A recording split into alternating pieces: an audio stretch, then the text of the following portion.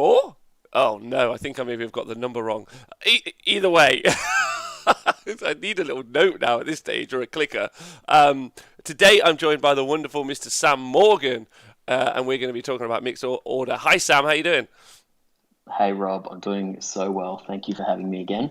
Oh, it's a pleasure. I'm going to get a picture up of you in a second. I think that's something that needs to be sorted out. Yeah, if you are joining us live, wherever you're joining us live from, I just want to say a big shout out to you guys. Scott B, 53. It could be 54. I need to double check.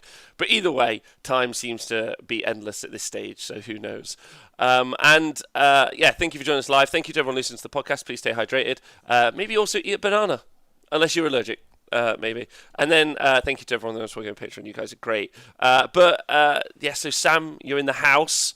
Very excited to talk to you. What time is it there? You're over in Australia, right? Yeah, it's 9:03. So I was just looking through our call history, and we did the last one exactly a month ago at 9:03. But then the previous one to that, very interesting. Talking GMT here. The previous one to that, we didn't have daylight savings yet, so we were sort of talking at midnight. So 9:03 is a lot more manageable for me than a midnight chat.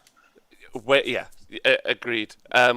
This midday time slot has become like a perpetual thing for me. Like I judge everything by it. Like I'm like, oh, it's so much sunnier today than it was a few months ago. Yeah,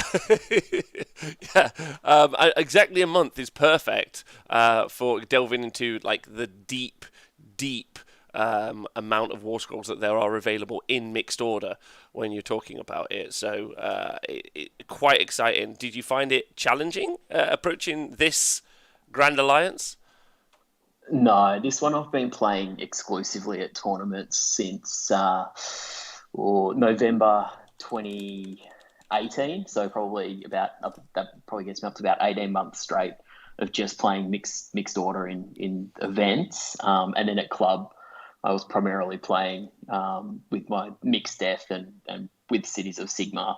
Um, but yeah, so I've played like probably 100 tournament games with mixed order now. So I'm pretty familiar with the scrolls and the way you can sort of structure up the lists. And because I've played so many events of them, I've taken them in heaps of different directions. So of all of the four Grand Alliances, this is the one that I'm certainly the most familiar with. Yeah, and it's got so much to it as well, right? Like Oh, we mate, yeah. so much to it. Like there are so many unique War Scrolls in Grand Alliance Order. And if you guys are new and you don't 100% certain know exactly what we're talking about, when you play Age of Sigmar and you are building an army, you basically pick an alliance. Normally it's an army book, but sometimes that's not true. In an army book, sometimes you can have different allegiances based around keywords, and they explain in the books how to do so. But effectively, if you wanted to play Daughters of Cain or you wanted to play Idoneth Deepkin, you could play those, but it means you couldn't take units from other armies. If you're playing Grand Alliance Order, you actually all you need is the order keyword, and you can take anything from I don't know how many War Scrolls that it tops out at, right? But it's quite a few. Have a guess. What do you reckon? Uh, a couple of hundred, maybe like 250. There's 312, Wow. which is just outrageous. Just outrageous. It's just a wild Uh, amount. Three. Comparative to like, because when we did Destruction last, and we're able to talk about each of the four army books in Destruction, and if we were to do that with Order, we'd be talking all day. So um, that's obviously one of its greatest strengths is the depth, and then that gives you the versatility to sort of adapt with the meta as new books come out. And what you'll find as well is more than one in every four new books that come out is Order. So um, we're going to get a completely new Order faction shortly. And that obviously I think will add even greater depth to this, and Stormcast are due for a rewrite this year as well. So I think Order's going sort of from strength to strength. Yeah, I think I think Order is one of the maybe the sleeping giants. I'm not really sure. For me, when you attended KenCon, your mixed order list was one of my favorite lists that I saw at the event, because playing fringe case lists or fringe case sort of like designs is genuinely really interesting to someone like me. It's if you're out there and you are running a bunch of eels. Like, more power to you. Like, I'm not criticizing you for doing so, but for me, when I read through it, because I do this for a job, it doesn't really tickle my pickle. But once once Can we go on, can we just quickly talk eels? After please. the last show, a friend of yours slid into my DMs, Oh, and he does love to talk Warhammer. Um, oh, he does. Yeah, he does. and we've been bouncing so many lists. So if nothing else good comes from these shows, I'm so glad to have been acquainted with Luke. The guy could definitely chew your ear off about Age of Sigmar, though, that's for sure. Almost all the time, which is why I only answer the phone to him 1 out of every 7 times. Just hit that red button.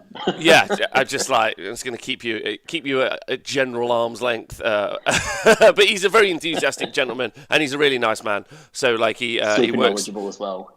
Yeah, Super knowledgeable. he absorbs as much information as he can, which I think is one of the important things that you need to do if you're going to be decent on the tabletop. Even if you do just then talk every army list under the sun, but then take the same war scroll 18 times.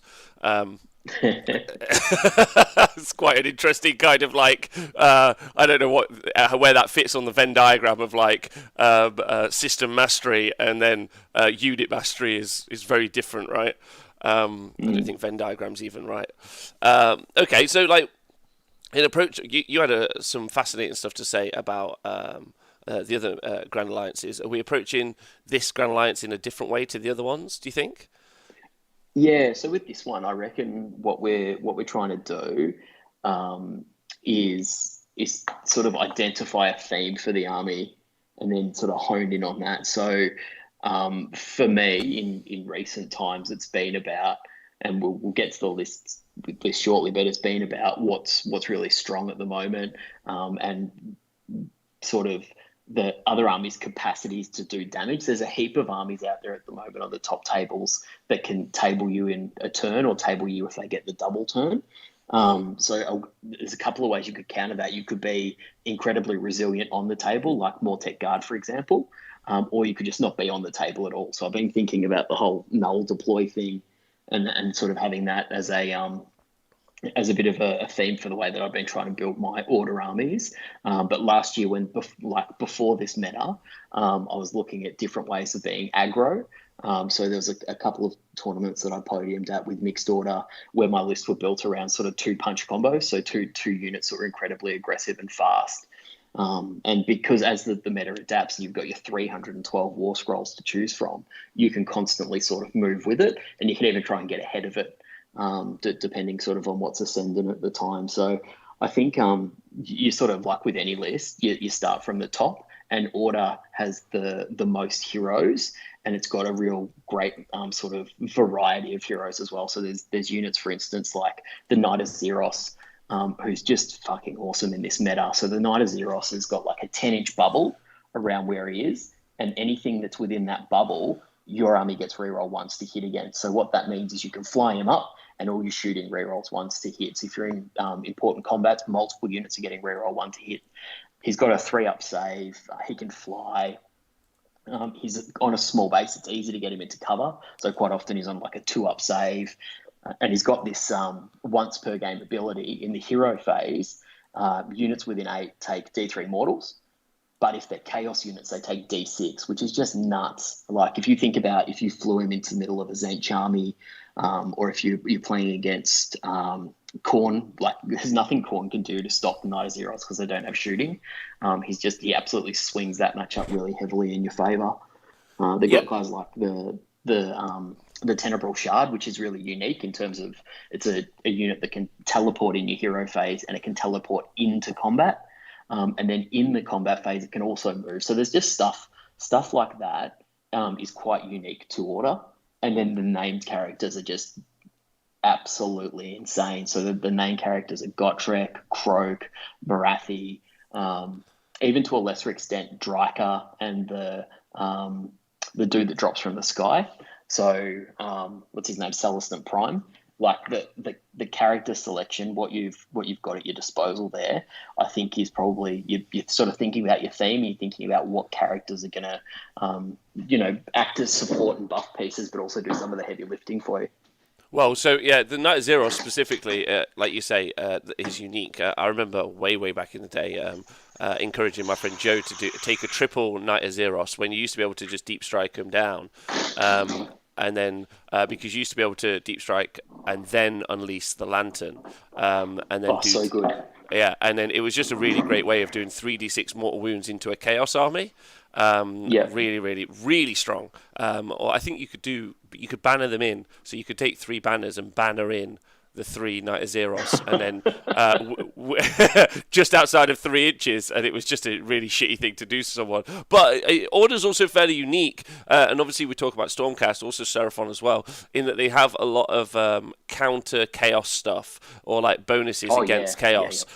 Which seems really quite interesting in that it's not a two-way street. You don't get the same thing back against Order. Now, I think Chaos don't really need any help. I think the Chaos factions are strong pretty much in of their own right. But it's an interesting counterplay, especially when Death and Destruction don't really get mixed up in all of that business. So I do find the anti-Chaos element of it sometimes quite interesting. It doesn't overly bother me, but like you just said, the ramp up against Chaos Demons, when we move on to talk about Seraphon at any point, obviously those Bastiladons just doing all that extra work against demons. Oh, yeah, they're great. It's just huge. It's just such an important swing factor in some matchups. So, and one of those things that will happen at tournaments is sometimes you just got to like, hope you like soft step through that run, right? You're like, oh, if I could just avoid that anti-demon list, that would be really great. But sometimes it's not going to happen. Yeah, I'm excited to hear what you've got to say. Truthfully, I think I played Mixed Order way back in the day when Hurricane was 180 points. It was great fun. You were the OG. I don't think I was the OG, but the Sylvaneth book was out, and I took Kurnoth Hunters to a tournament which I won. And I took them in Mixed Order as opposed to taking them in Sylvaneth. Yeah. Anyway, and Owen in the chat says the Tenebral Shard is also another one of those unique war scrolls that isn't in a faction, just from a side game. Genuinely incredible unit, right? But anyway, he's heaps of fun. So where would you like to start? So much fun. Where would you like to start? I think let's just, before we jump into the list, let's just talk about this 3 units in particular I want to call out because they're just so much better than anything else. Maybe with the exception of Marauders and Be'lakor, maybe they're so much better than anything in Warhammer. You might sort of throw the Gaunt Summoner into that mix as well. And that's the Kroak. The Kroak scroll is just bonkers. Like, it's so I didn't include it in any of the lists today, but you could quite easily remove 320 points of anything and replace it with Kroak, and you'd improve your list. We've got a Seraphon player at my club, and the chat is constantly, is Kroak better than, and we got through like, is Kroak better than a Stardrake? Yes. Is Kroak better than Marathi? Yes. Is Kroak better than Gotrek? I think we landed on yes, Kroak is better than Gotrek. And then the question is, well, is at 520 points, 200 more points than Kroak, is Gotrek overpriced? And we got to the answer, no, Gotrek's not overpriced. He's really good for what he does to your army. Kroak is just bananas. And it's really funny the way that the points seem to be attributed to units. Like, I don't understand what design principles could have been applied where they thought that 320 was okay. He can do so. Yeah, it's a wild ride, right? Like as Owen is saying in the chat, I've actually played against Mr. El Croco. I played my friend Obed yesterday on Tabletop Simulator. I played the Wildman the other day, but he didn't have Kroak. But the ability, knowing that by turn 2, but definitely by turn 3, you're going to have lost several of your support characters from a unit that is at the back of the board and doesn't do anything. I mean, that's not all he does, but just for 320 points, I can have all of your support pieces out of the window by turn 3 is ridiculous.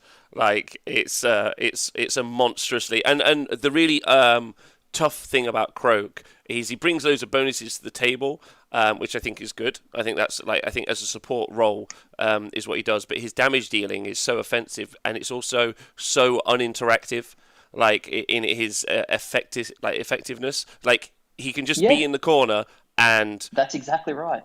yeah, like there's no interactivity. I'm just watching someone. I can't unbind. Like I remember when they changed unbinding to 30 inches, and I was like, "Holy shit, that is long!" Like no one's ever going to Yeah. get a spell off. And now I'm like, "Oh, unless you can just cast spells from anywhere on the board." Like that really fucking changes the shape of it. But yeah, I mean, I was playing against. I had a host Arcanum list that I was playing yesterday, specifically against Croak, and I was like, and I'm like, my wizards automatically unbind a spell, so Croak can have his +4 to cast whenever he fucking wants. I automatically unbind a spell no matter what. But all he has to do is just deploy outside that range and be like, well, it doesn't matter because I have infinite range. So yeah, he's very good. And I can, and if you're a So, Seraphon player, like I'm sorry that that's going to be part of the conversation. And Lord Croak is my oh, favorite yeah. character from 8th edition and from and Age of Sigmar. So he's my favorite character, and he's a dick. But I Yeah. don't mind. Yeah. He you know what? Lean into it. It's not going to last forever. Enjoy it while it does last. The he's generating 1.5 to command points a turn, but up to 3 command points a turn. He's got that table wide casting. He's got the table wide unbind and dispel. He's got the bonuses. So a combo I was thinking about is Croak and a Stardrake, because the Rain of Stars is table wide, and the Stardrake gives you an additional bonus to cast. So that could be. I mean, you've invested like 800 points there, but that could be fun as well. Yeah, Croak is a war scroll that's worth noting. The second best war scroll in order. Its days might be numbered. So there's a little fella riding around on a dragon in the Wood Elf War Scrolls. So this is the Glade Lord on Forest Dragon, and he has 2 things going for him. He's got 12 wounds and a 4-up save that he can reroll because he has a shield, so 4-up rerollable. So if you give him the Ethereal Amulet, he becomes incredibly tanky. And then the other thing he's got going for him is the Soporific. He's got a breath weapon, right? Mm-hmm. And its enemy units within 3 cannot be chosen to make attacks in the combat phase until all other units have made their attacks. So this is like, the wording on this is really important. The way that the combat phase works is you pick a unit to fight, and fighting has 2 elements. You pile in and then you attack. So what this does, it doesn't stop you from being picked to fight. It stops you from being picked to attack. So you pile in and then you can't make any attacks. So if you're fighting at the start of the combat phase, you're fighting during the phase, if you're fighting at the end of the phase, it doesn't matter. If he hasn't fought yet, you can't attack, which is nuts. There's so many things you can do with that that really play around other armies' strengths. He's as a war scroll, he's absolutely bonkers. And one of my friends is playing him with 6 units of 3 Morsar Guard. So that's a nice little variation on the standard Eels list. It's yes. The Forest Dragon, I think, was a terror at one point being used. Probably maybe whenever the GHB comes out, going to be moved into Legends. So like you said, he's gone. He's gone. There's a ticking clock, but that doesn't mean that we won't see the reintroduction of that particular ability somewhere else. So if you do happen to see that ability again somewhere, because it's incredibly strong and used to great effect. I remember someone running triple Forest Dragons once. Great. Really, really fun. They were really pretty. I think actually it was my friend Adam Kunis from I think he was running triple Forest Dragon. I don't think he did great because Adam's like so pretty, like that he just can't really move the models around as well as he would like because he's focused so much on looking great. We have that same issue with Danny. He's trying his hardest. He's putting his best foot forward, and he just can't. He can't get it to work. Danny plays though. What that turn 1 tabling from a Danny plays. No one ever needs that. That's always scary. So Forest Dragon, Croak. And then the third unit is the Morsar Guard. So the Morsar Guard, just the stuff they've got baked into their war scroll. I mean, you've spoken about it a lot on this show. But at 170 points, units of 3 are excellent. And if you get a big unit of 9 and deep strike them, they're also just one of the best hammers going around. So they are a bit of a glass cannon in mixed because you're not getting that protection of people having to shoot the closest unit. But even notwithstanding that, they're an amazing unit, and their war scroll alone stands up. Yeah, the salmon cannon is genuinely terrifying. Like my first game at Adepticon last year, I think I drew 27 eels, and I was just like Great. with chaos dwarves, and I was like, oh my Hmm. god, this is a nightmare. But thankfully, he just ran into the center, and I managed to use the vortex on them, which was which is a real big Great. positive. I was like, sweet. But it was one of my favorite experiences ever. I was just running the Nurgle Vermin Lord, the Corruptor, Oh, of because course. you Yeah. can ally Nurgle into Yeah. Chaos Yeah. Dwarves, Yeah. and then some people were asking me like, "Oh, you've got no bonuses to cast the Vortex." I was like, "No, I'm just big balling it. Yeah, I'm No, just hit gonna an eight, try. man. You've got that. I'm just gonna try. I'm just gonna roll an 8. That's just gonna happen. And honestly, had that not happened, that game's all over straight off because they're so fast. They so much Yeah. output. Like I know you say they're a glass cannon, but it's still quite a lot of wounds even at that points Oh, mate. cost. Yeah. Don't worry. I'm putting them in my top three units. I'm certainly not saying yeah. It's that it's going to be really interesting to see what they do to address Ideneth because surely they don't want an army that is so one dimensional. The internal balance is terrible. Which is odd, yeah, because we see from the GHB they effectively did nothing to change the shape of the IDNF No, list, no, yeah. almost nothing. Which is one of the interesting things I think that they've done with the Seraphon book, ignoring like the cheapness of everything. Everything is just way too Mhm. cheap, pretty much. The character, like the whole process, but they have given depth and range to actually most of the units, which maybe because they're all just super cheap. Who knows? But there's a lot. Like we talked about, Crypt being great. Salamanders are obviously great. Bastiladon's great. But Saurus, you can make really great. You could like if you could take Yep. some of the Saurus builds and put them in other books would be like, this is wicked. I'd definitely take this. So I'd like to see them address the imbalance, the internal imbalance inside Ironeth. And I agree with you. Absolutely. I'd also like to make a lot of eels invalid. Like I just want people to be sat on Oh my 27 god, eels. can you Like, imagine? Go to 120 troll build or something. yeah, I'm well into That that. would be great. That would be so good. I also want the Eidolon to be good, and also maybe the Sharks, but we'll see. Um, that's a good top three, and that's 3 of 312 War Scrolls. So the That's top right, and that that's and big. over time, that's going to change. You know what I mean? Things are going to come in and out, and there'll be people saying, Hearthguard Berserkers belong in there, and whatever else. Like there's enough units that you could conceivably do a top 10 without having a single bad thing on your list, where everything's sort of a top tier unit.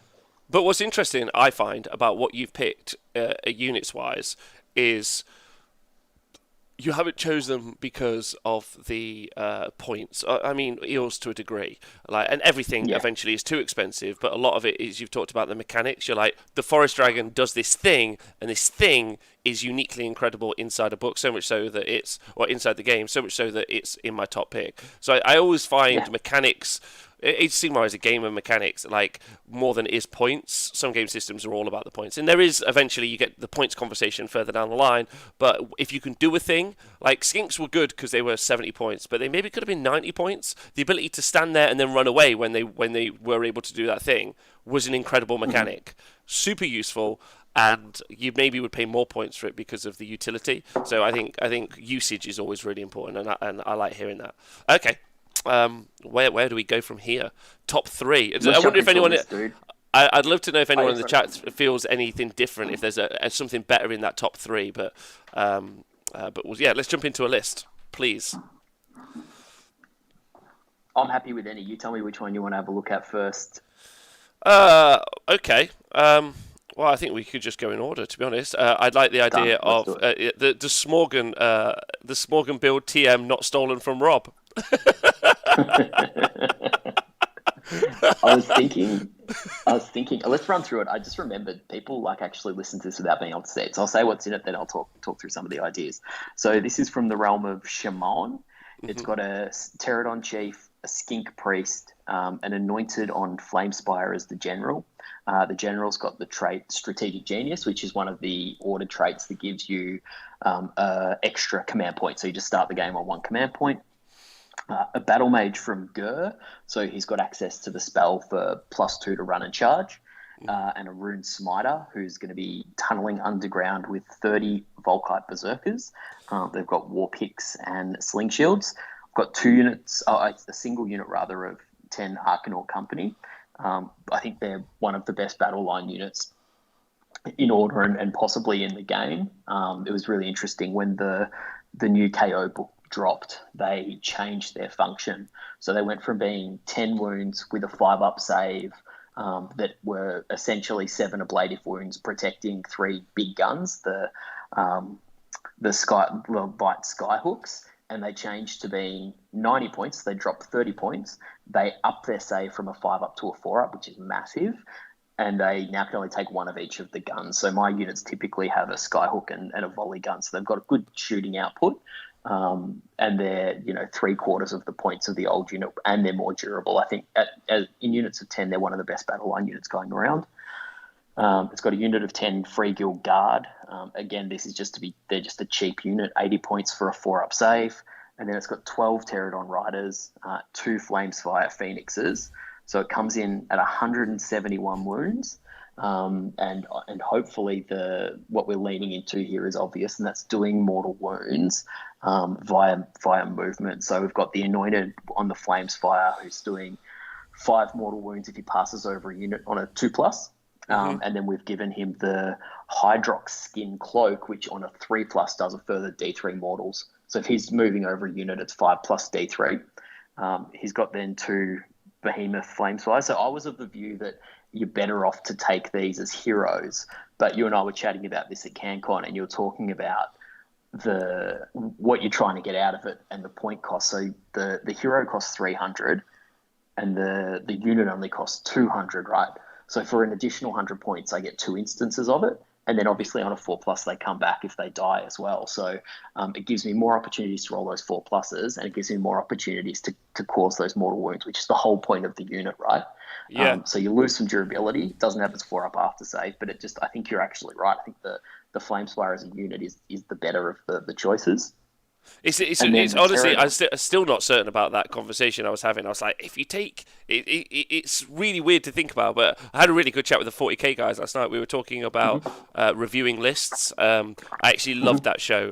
The guys on the 40k show are really talented, and we have these really in-depth chats about how we analyze stuff. And we talked about roles, and really, you're asking yourself, what is its primary function inside my list? Like, not its secondary. Oh, I can use it as chaff, or I can do this thing. What is it specifically designed to do? And this is specifically designed to do those 5 mortal wounds in movement. That's it. And paying 200 points for that, you could pay 100 points to make it twice as survivable. You get in 2 really for 300 points as opposed. But yeah, I think that's the right decision.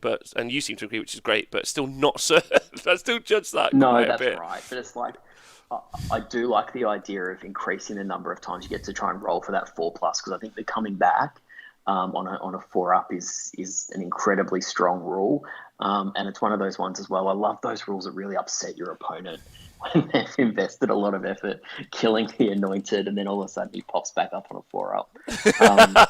But it's also a clutch roll in the game, right? So exciting. Oh yeah, so good, so good. It's your old roll for the it's your old reveal the Skink Priest dice thing. You know what I mean? Like a lot of tension there. Yeah, loads. Okay, sorry. So yeah, that's cool. So these guys are doing 3 Flamespires are doing up to 18 wounds, 15 to 18 wounds, mortal wounds in the movement phase, and then your Pterodons. Inexplicably, they've given the Pterodon Chief this command ability where for a single command point, he ups it from a 4-up to a 2-up, that they're able to drop their rocks. So on a 2-up with 12 of them dropping rocks, it's like 20 mortal wounds. Which is outrageous. Outrageous. I mean, it's once per battle. It's once per battle. Yeah, it doesn't matter. It's like, because it's a massive damage that you're able. You can be so precise with that. Do you know what I mean? Like 20 mortal wounds on a Lord of Change, it kills it. Do you know what I mean? That sort of focus damage is really strong. And then the Skink Priest buffs them in multiple different ways. So. And again, none of it. The Seraphon book is super interesting because almost nothing is key locked to the book. It's all like like for a while, we saw some war scrolls where not a lot was actually on the war scroll, and it was all encapsulated inside the book. But then the Seraphon Battle Tome, it's like, I mean, the Skink Priest buff abilities, like they got like 2-3 buffs per one. It's just wild. You're like, why are they just on the war scroll? So, something interesting about this dude, Rob, he's got a command ability, so we know we have to use a command point for that. And you add one to hit rolls for the unit, and that's fine. And then he's got this other thing called a minion ability. Now he's the one of the only units that I'm aware of that has a minion ability. So we might be thinking that there could be a new resource coming there. Hopefully, at some point in time, we get some clarity about what a minion ability is. Did I somehow miss this? Is that true? Have a sticky beak. Have a sticky beak. My God. It's written in the same way as the command ability. So it wouldn't surprise me if at some point, that there's some other resource, because they love adding resource management to the game. And this one is you roll a dice, and on a 3+, you can run and shoot or run and charge, and you get +1 save, because why not? So you fuck. Sorry, carry on. Ability. Yeah. How did I ever? I just skipped the title. That's amazing. That's great eyes. Yeah. Great eyes. I think you might see something about that in the new GHB whenever that drops. So anyway, that's something that is like the number of things you're adding there. So they're movement 16 pterodons. All of a sudden they can run and charge. They can drop their rocks when they move. It doesn't have to be in the movement phase. So they could charge over something and drop their rocks, or they could pile in and drop their rocks.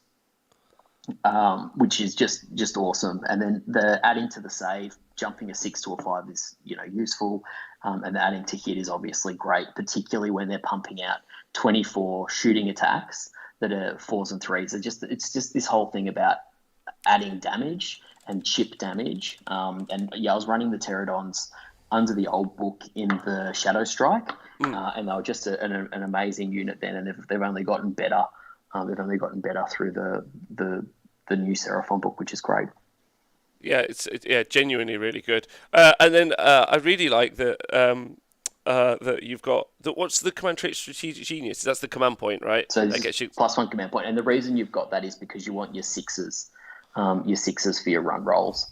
So if there's a turn where you need to get your pterodon somewhere, or if there's a turn where you need to get that general who's doing the 5+ D3 somewhere, that's really important. And similarly, the battle mage is in there because he gets +2 to run and charge. So you're going to have to deploy him completely out of the game, and his task is to make that single cast in one of the early turns where the +2 to run and charge is going to matter, and is out of unbind range. Yeah, amazing. Yeah, that's. Go on. Yeah. I just want to quickly say as well, the Rune Smiter and Volkite Berserkers combo is one that I put in almost all of my order armies, because it's 60 wounds that pop up with a 4-up armor save, and they're able to hold objectives, and they're on 32 mil bases, and they're able to screen heaps of the board, and they have things innate in their war scroll as well. So they get +1 to charges, so they only need an 8 to charge in, and then when they charge, they get to throw their shields, and they do mortal wounds in the charge phase. So with the sling shields, if you roll a 6, you roll a dice for each model in the unit. If they roll a 6, they do a mortal wounds to the unit you've charged into, which for 30 guys is typically 5 mortal wounds. But when you're rolling 30 dice, there's that opportunity there to hit a 10 or a 12 mortal wounds. And the thing is, these guys get overlooked because Hearthguard Berserkers are battle line in Fire Slayers, so they're the second best choice in Fire Slayers. But in general order, this is a generic battle line unit. They're amazing. And something important about the sling shields is it says you pick an enemy unit and roll a dice for each model from the charging unit within 8 of the enemy unit you've chosen. So it means you could choose the hero that's hiding behind what you've charged into. And as I say, with if you're able to get the 30 guys within the range, which I've been able to do lots of different times because people quite often bubble wrap characters, you're able to do 5 mortal wounds to a support character and kill it. And then that stops them from having inspiring presence or re-rolling their ones to hit or for armor saves or whatever it might be. It's really, really good combo. Yeah, that's actually that's really, really strong. Really, really like that. And you can't 420 points for 60 wounds with a 4-up save is bananas. Yeah. That, as you said, can deep strike, and those guys are going to go hold objectives or pin in a whole army back.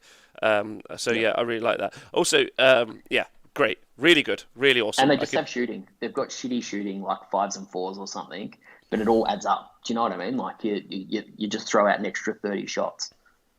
Yes, yeah, yeah, really good, and also like it's also not the guaranteed nature of it because that's not the case. But in here you have like what I really like about some elements of this list particularly is I'm gonna do 5 mortal wounds with this Phoenix if I can fly across something.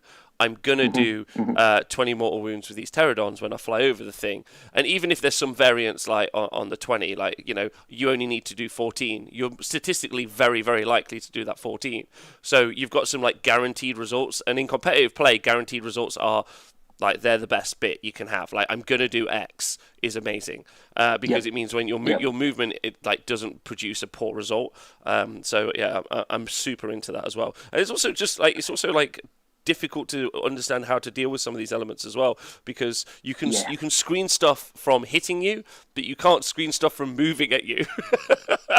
Yeah, exactly. Which is really fun. The sequencing there, you can open up pockets because you're doing, and this is something we spoke about previously, you're doing damage across different phases, and that's really good because it means you're able to clear people's screens, and people do lots of things with 3-inch bubbles. You're actually able to nullify that, which is it's a subtle thing, but it makes a big difference in game. And the other thing is it's 171 wounds and then 3 Phoenixes who have a chance of coming back from the dead. So potentially, up to 207 wounds, which is just pretty awesome. Yeah, very, very, just crazy good. Really good. And also, fun. So it's also, not only is it good, it's also fun.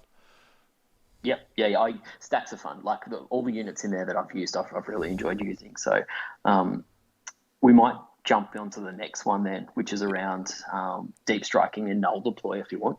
You please do, yeah.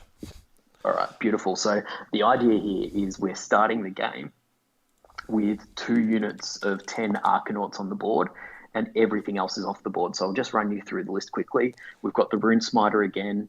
This time he's got an artifact called the Talisman of the Watcher. Talisman of the Watcher is a free Mystic Shield that you turn on at the start of your combat phase. So he sits there with 60 wounds of Volkites with their 4-up saves, and he gives them reroll 1s to armor save without having to use a command point. I've taken that to a couple of events. It's just a really, really good item. The next hero is the General. He's a Soul Scryer. He's there to help deep strike. You'll never guess what unit he's going to deep strike. And he's a strategic genius, so just gives me an extra command point. I've then got 30 Volkite Berserkers again, same deal as before. Something I didn't mention about the Berserkers, they have 2 attacks, 3s to hit, 4s to wound, Ram 1. Like that's actually just a good profile. But then the prayer on the Rune Smiter's War Scroll is reroll to wound. So 3s to hit, 4s to wound, rerolling, rend 1. Great. And is the prayer the prayer a 3+ or a 4+? I have a feeling that it's what's 3+. His name? They're normally 3. They're almost I have a feeling always. It's a 3-up. Yeah. Well, I'll tell you who's a 2-up is the dude, the Rune Lord, and I would say like probably 11 times out of 12 I fail the Rune Lord. It's a 3+. It's a 3+. So it's more likely to happen than not. So that's huge. Like that really swings it. It's a nice little bonus. It's a nice little bonus if it does go. Yeah, that's great. So we've got them starting off the board. We then got our 2 units of 10 arcs. Another thing I didn't mention about arcs before, which is an improvement on the last scroll, is they get +1 to hit and reroll Battle Shock if they're wholly within, I think it's 9, but it could be 12, if they're wholly within a range of an objective. So what that means is that they can operate independently. They have okay bravery, they've got a good armor save, and then they're rerolling their Battle Shock, which is really good. In order, you get that anyway, but it's just a good thing to have on the scroll. I've then got 2 units of 5 Chameleon Skinks, 2 units of 10 Shadow Warriors, 2 units of 5 Heart Renders, and 9 Morsar Guard. So we're starting with, let's see, 1, 2, 3. We're starting with 10 units off the board and 2 units on the board. That's crazy. That's crazy. And also, a bit risky if if they could go over and I don't think there's much that can clear that level of board space that early. There's no. It's super low risk because if they go first, you're on for the double with an entire army that started off the board. if someone takes first turn against you, maybe they kill 20 Arcanauts. Maybe you can also deploy them out of range. You can use them to screen relatively effectively, and then you should have the space behind you. Also, if you're really concerned about it, you can actually just deploy these null deploy units on the board, and maybe you'd put like a unit of Shadow Warriors, for instance, because they've got a nice big footprint. You'd put them down and you'd spread 20 inches in your deployment zone with them, just so you have space to put other units. But a lot of these units have pretty small footprints, and it's hard to protect all of the space. So the last event I went to before Corona kicked in, we had it was the old Seraphon book. So rather than the 9 Morrsarr Guard, I had 12 Deep Striking Pterodons, but otherwise it was ostensibly this list. And I went 4-1, and I, over the course of the weekend, so 5 games, I killed 900 victory points. But I won all my games on scenario pretty effectively. And the game I lost, I played against Big War, and the guy just completely outplayed me. So it's not like it wasn't the list fault, it was my fault. He just played a lot better than me. So shout out to Dalton if he listens to your cast. And, Dalton afterwards, perfect. Love him. Great guy. Afterwards, I was in Geelong, and I was sort of on the drive home, and I thought about that game, and there were lots of things that I could have done to have won that game as well. So it could have been a 5-0 list that wasn't capable of killing 1,000 points over the weekend, which I think is just I think that's a really interesting thing, right? Because what it does is it kills bodies and it outscores you, and it's got a heap of guys, and it's able to screen really effectively. And in one of my games, I was like, I think we're on the third table in the last round. I didn't kill any of his models, but I won, because that's just how the army works, and that's really cool and really different, and that's why I enjoyed playing it. Well, it's a fascinating list, because there's 2 elements that you can't ignore. You can't ignore the 30 Volkite Berserkers. You can't ignore the 9 Morrsarr Guard. Like, they are huge threats. So you have to, but neither of which are super easy. The Morrsarr Guard are difficult to get at because they're so fast, and the Volkite Berserkers are just impossible to get through. Not impossible, but very tough to get through. So you're in this really odd place where you've got to try and manage these 2 threats at the same time, and then all the other shit is just somewhere scoring points, and you're like, fuck off.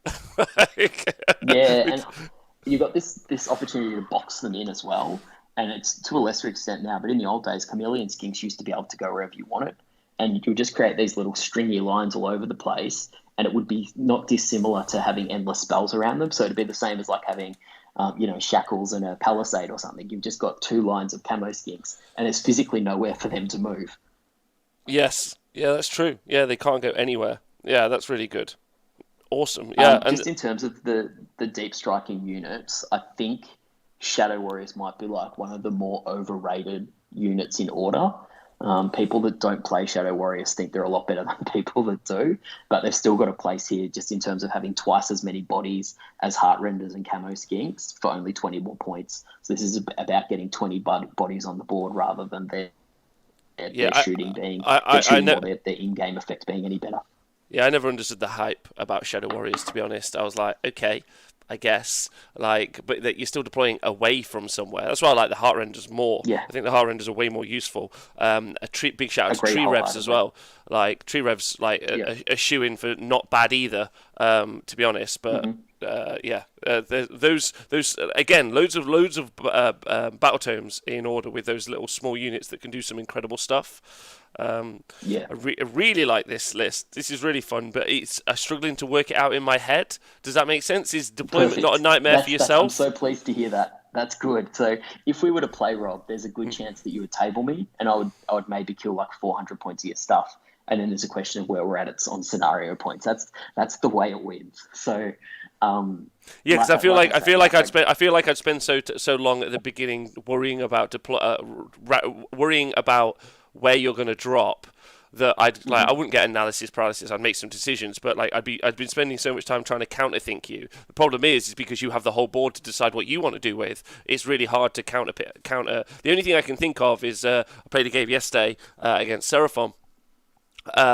not trying to leave no gaps at all. I ended up leaving a little gap for some salamanders to sneak in, but actually it ended up being a really positive bit, because the salamanders came in, killed a gaunt summoner before he could put his pinks down, but then all my flamers took out all of the salamanders, which I couldn't have got to had they been behind his screen of skinks at the back of the board. So sometimes a way to try and deal with deep strikers is to leave some bait. That's not what I did. I'd like to very much clarify that I left a hole and fucked it up.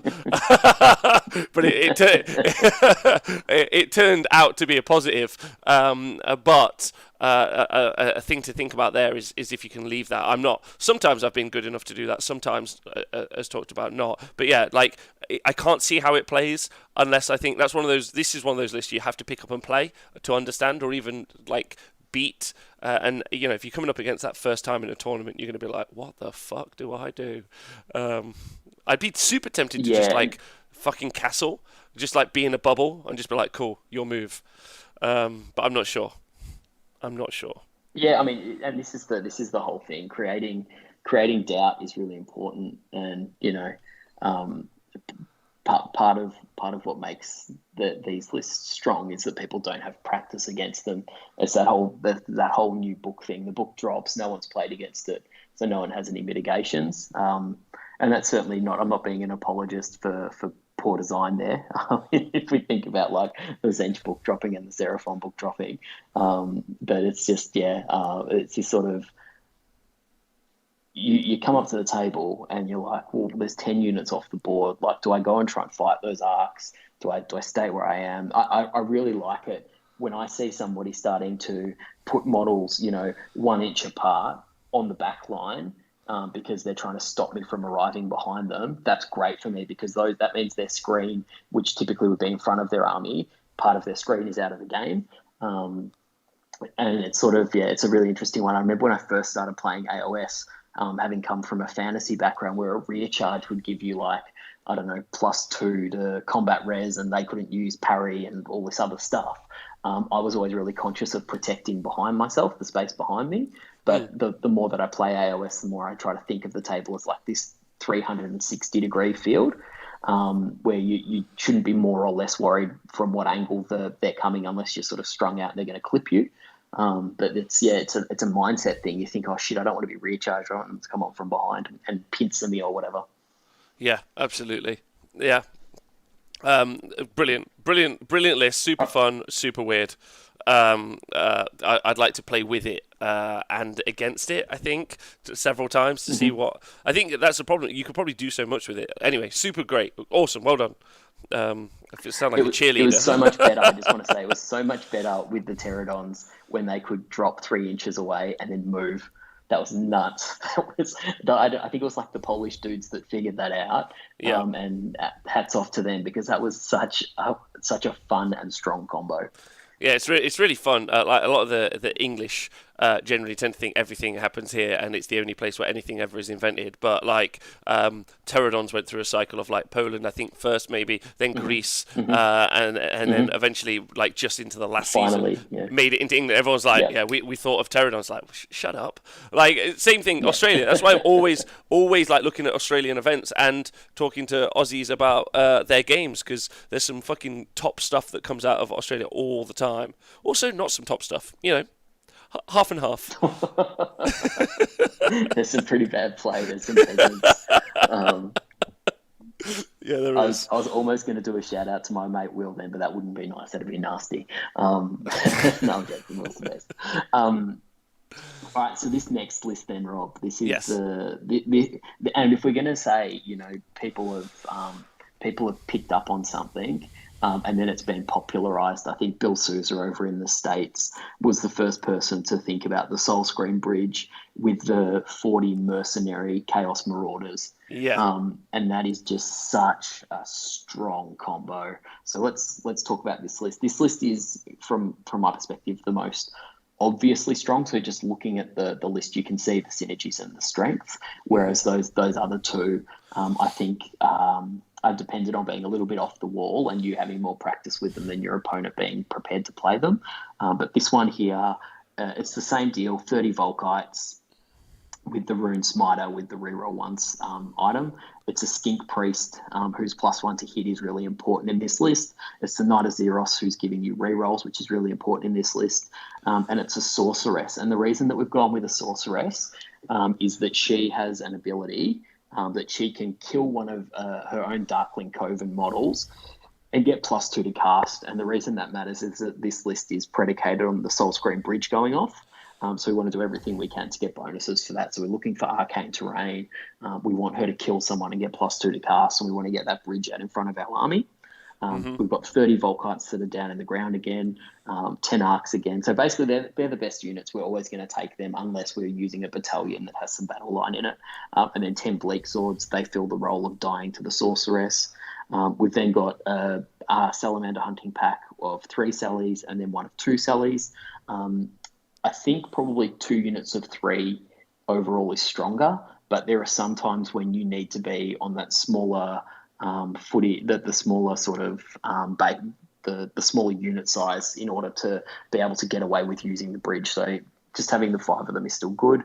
2 units of 5 Heart Renders up in the sky, and then we've got 40 Marauders. Now, in my opinion, Marauders are one of the best war scrolls in the game. Hands down. I think after Corona, what we're going to see is a lot of lists either in Slaves to Darkness or in Khorne or Tzeentch that are just built around everything you can to optimize the Marauders.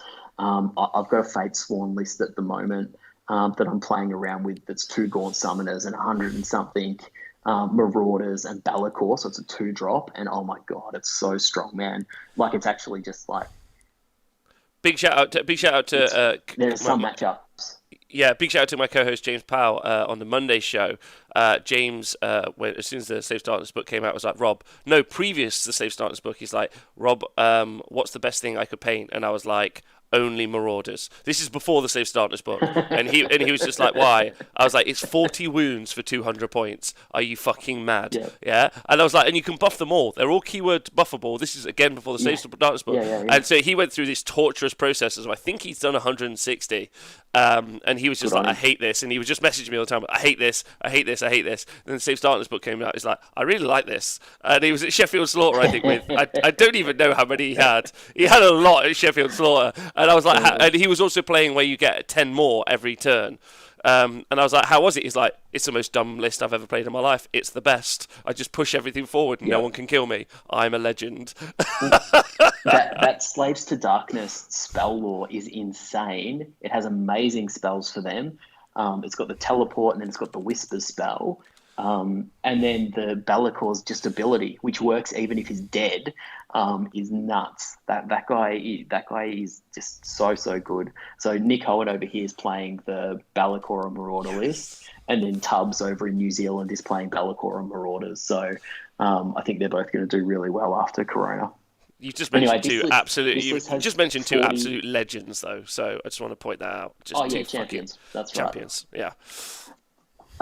This list has the 40 Marauders, and the thing that's important about them in this setup is that as mercenaries, they get to move D6 when they're set up. So at the start of the game, you can use that to create a bit of a screen and a buff in front of the units in your army. And then during the game, you can cast the Soulscream Bridge. And what you would do is it's at the start of the movement phase, you'd cast the Soulscream Bridge, you'd teleport them through, you'd set them up, you'd then move them D6, and they'd create a screen right in front of where you're going to move your Salamanders. So your Salamanders are protected by this wall of Marauders and are still close to the enemy because the Marauders have moved out of that bubble, because, that's one of the only limitations of the Soulscream Bridge is that you need to stay within range of it. Well, the Marauders moving out have created a pocket for you to put your Salamanders in, which is just crazy. And then depending on the way you've spaced it, your Knight of Xeros can fit in that pocket as well, and he can give your Salamanders reroll ones to hit. And then when your Marauders charge, if they charge, they're friendly. So even though they're chaos, they still get rerolls to hit from the Knight of Xeros, which is pretty good. Well, there's a Stormcast faction that recruits from Chaos and then turns them. So that these Marauders may be on their way to become a future Stormcast. Maybe they just got to let's get some narrative in there. Let's always add that in. I think. I'll leave that to you. That's your forte, mate. So I just think like this army has an Azeroth that's an amazing unit. It's got the 40 Marauders that are amazing, and it's got the Salamanders, and those units in isolation are all brilliant. And then there's enough buffs around them within the list, and enough tricks within the list to lean into their strengths. The other thing about the Marauders, right? So their lowest dice goes up to a 6 when you charge. So that means if you were to roll a double 1, your charge would go up to a 7, and then the War Scroll has +1 to charge, so it would go up to an 8. Now, if you're moving D6 from the setup from the Soul Screen Bridge, the minimum you could roll is a 1. So it makes their minimum charge 9 when they're 9 inches away. So what that means is they always make it into combat. Wow. Yeah. Always. Yeah, and it's in their War Scroll, right? Yeah, in the War Scroll. And the other thing is, with the Volkites, you could do some things where you pair up with them and you just create this meat wall that's really hard for your opponent to get through. And if you math it out, you can work out, how many turns they're going to need to get through them. And there's sometimes that you can just set up this screen and know that you're going to score enough points that even if they table you, you're still going to win the game. And there's often those games where at about the end of turn 3, you say, all right, all my stuff's going to die, but you can't possibly catch me now. And those two units combined are really good at that strategy. Yes, absolutely. And again, we'll just talk about those Salamanders just pumping the damage out from behind that wall. Oh, it's just horrific amounts. Really, really good. Really, really fun as well. And also Salamanders are so hard to deal with because you've got to do a lot of wounds to them before you even affect their output. It's really shitty. It's such a... yeah, I really like that. That's really good. Go on. And they do the mortals as well. Like if they hit the 6, the unmodified hit roll, so they're pumping out like 20 shots across the 5 Salamanders.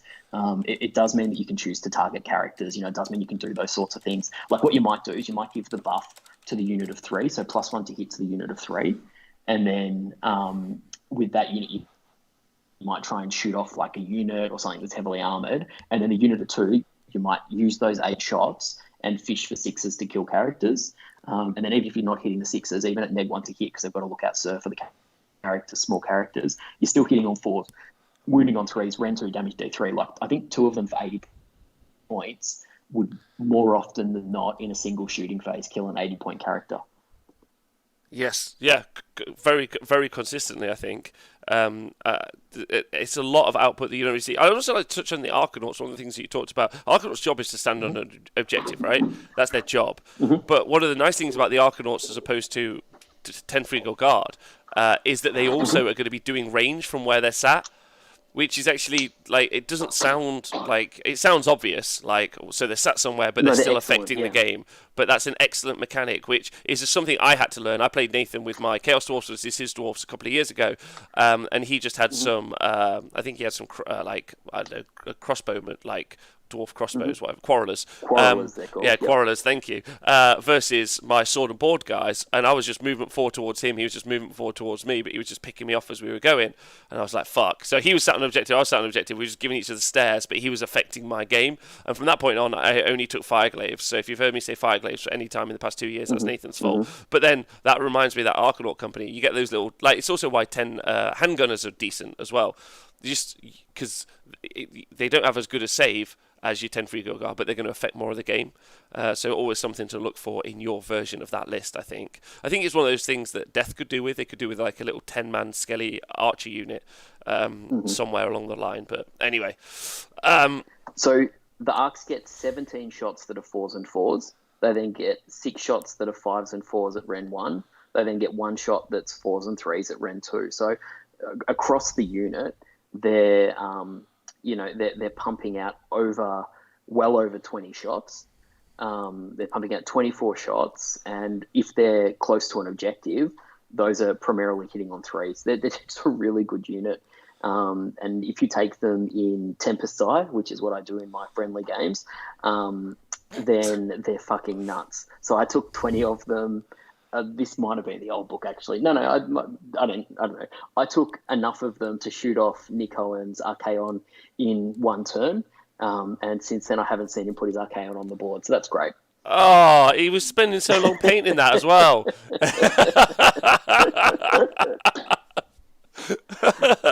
Oh, that's a huge shame. Yeah, really like that. I really like that all three lists are quite diverse as well. But I do like that you've noted that that core of Hearthguard Berserkers is like like is immovable in its quality. Like putting down these things is like it also gives a good core because you seem to have built some Yeah. not fragile lists. I wouldn't say that that's the case, but there's a lot of small units that could just get picked apart. But then there's still this giant threat that is there that has to be dealt with consistently. That's scoring objectives and that can just start ploughing through your army. So it's a really nice kind of like that dual role of it's going to do damage and it's also going to score, and that's why its purpose is there, and it's a fundamental, which I feel sometimes some mixed lists tend to shoo away from that element, that it does X. You're still playing the game, which I think is really good. Yeah. Yeah, really great lists, and also big wounds on If you all the don't have lists. the points, if Yeah. you don't have the points because it's 440, you can replace them with 30 Iron Breakers. Iron Breakers are battle line with a 3-up armor save, and they're on little 25 mil bases, so it's possible to get them into terrain and have 30 battle line guys with a 2-up save. They once per game they do mortals at range. They get pluses to run and charge, pluses to their bravery. Like Ironbreakers are a unit that can work in isolation. They do a similar thing, but not as good, for about, what is it, 200 points less. Yeah. Yeah. Yeah. Which is, yeah. I'm just trying to think it through. What you would never replace them with is Liberators that are one of the worst units in Warhammer. I think I would love to do what's the worst unit in Warhammer as a thread. I think that would be fun. Because there's a lot of options. But our mate Randy yeah. sent me like out of the blue a message, and he said he's trying to find out what the top 3 units of Warhammer are and what the worst 3 units are. So I've done this as like a thought exercise recently, and the 2 options that I gave him were Gore or Chaos Warriors, just as a standalone. Gore or Chaos Warriors are the 2 things I thought, well, I don't understand. Oh, his thing was Battle Line. That had to be Battle Line, that's why. Oh, okay. Otherwise, I was going to say, Chris in the chat is saying that they're not. It's not Tree Lords, but it truly is Tree Lords, Chris. They're neither defensive nor outputty, and they suck. Yeah, it's an interesting one for Battle Line. I think Bloodletters have had their day from what they were, but I think you can't really judge them via what they were. I think that they're not, but that's a really They're good. pretty bad now. That'd be a fun show to try. That'd be a really fun show to try. Thanks for that. You should do it with Randy, because I assume that he's slid into a few people's DMs to ask them that question. And he brings that heat whenever he's on your show. He's got a lot of energy. Me and Randy played Warhammer the other day. Oh, awesome! Yeah, awesome, we played Tabletop Simulator together. I played a Knight of Xeros and against some Vanguard Hunters. It was actually I was taking a Screamer heavy list is what I've been running at the minute on Tabletop Simulator. So a really fun little bit of mechanics. So Hos Arcanum for Tzeentch, you're able to make D3 units move 6 inches at the start as long as they fly. So I did a couple of Gaunt Summoners, pre-game move them 6 inches, and then would do an endless spell out of them, normally Darkfire, Demon Rift and Geminids from the pair, then put out 2 lots of 10 pink horrors onto some objectives, and then flew a screen of Screamers over the top. But the Screamers are there because they're amazing, because they'll do mortal wounds to wizards. So for every model in the unit that moves over a unit, it's D3 mortal wounds to wizards. Only normally 1 mortal wound, and then against monsters they do D3 damage as opposed to just 1. So Randy very helpfully brought no monsters and no wizards. I was like, well, this fucking sucks. But that Hos Arcanum pre-game move is actually really, really fun. You can put Archeon in that list. He can move 6 inches at the start of the game. That's really big. Oh, yeah, that's good. So doing some fun stuff. So yeah, anything that's in that Hos Arcanum and D3, I know it's unreliable, but it's still a really fun little thing to put characters where people aren't expecting. Especially to put people, you could do it with some really big spells, just like fucking nuke that character. But yeah, fun. fun little list that I was enjoying, but Randy particularly was a dick about it. So yeah, I'll get him on the show. We'll do the worst units in Warhammer. I can't wait for that. I think you'll be awesome at that. What's the chaos thing that gives you the move? Despoilers. I think anything that gives you a pre-game move is amazing. And the last of these shows we're going to do, Rob, is about chaos. And I've been working on a chaos army through isolation, and it has 6 units that do a pre-game move. So I'm very much looking forward to 6 units that do a pre-game move. I'm very much looking forward to getting that on the table next week when we lift our restrictions here. And our mate Luke that we were talking about before, he's doing the same list as me, but he has 8 units with a pre-game move. Oh, well, I'm glad I've finally started to encourage people to do so. That's fun. Yeah. That pre-game move for creating some space, especially against some of the alpha threats that exist, is really important. Them 40 skinks with a 4-up armor save reroll and ones that do mortal wounds they're going to be the bane of everyone's life. So you need to make. Oh my god, they're so good! When I was fighting skinks with a 4-up save, I was like, "What world am I in now? What world? Why is it the more naked they are, the harder they are? This game is stupid, but I love it loads." Hagnar all over again. And it's going to be we didn't talk about the some of the options that are available in Seraphon, but I mean we quite easily could have not taken the pterodons and salamanders and replaced them with bastillodons, or replaced them with just skinks that were doing mortal wounds. So there's going to be some. There's going to be some very interesting, I think, skew builds after this break, because this is going to be the first time ever where we've had a new book, but everyone's had an opportunity to actually build armies before they start playing tournaments. Yeah, well, and if you are one of those people who are out there who's done that, congrats. And if you're one of those people who are out there who's felt a little demotivated by all events, don't feel too bad about that either. There's definitely been, as much as I've been live now for 54 days or something, there's been whole days. I spoke to my good friend Benjamin Sava the other day.